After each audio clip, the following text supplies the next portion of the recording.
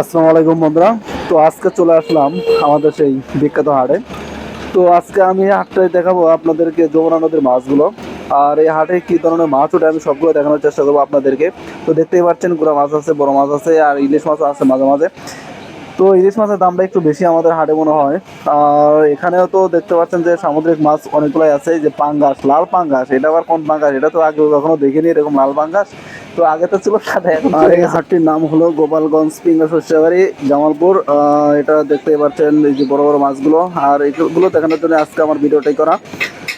আর এই হাটে একটা জিনিস আসলে বিক্রি করা হয়, কালকে গিয়ে দেখলাম আপনার মুরগি কাটা যেগুলো আনছে, এগুলো আসলে খাওয়া উপযোগী কিনা জানি না। তো এই হাটে প্রতিনিয়ত বিক্রি হয়, আর আমার চোখে কালকেই পড়ছে আর কি প্রথম।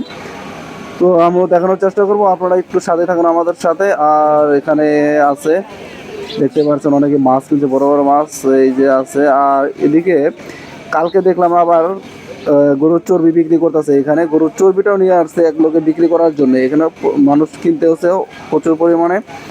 তো আমার চোখে এটাও বললো, আপনাদের চোখে পড়ছে কিনা জানি না। এই যে দেখতেই পাচ্ছেন নতুন আরেকটি ভিডিও আসছে গরু হাট নিয়ে। গরু হাটটি দেখতে আপনারা ফলো দিয়ে সাথে থাকুন আমাদের। ধন্যবাদ।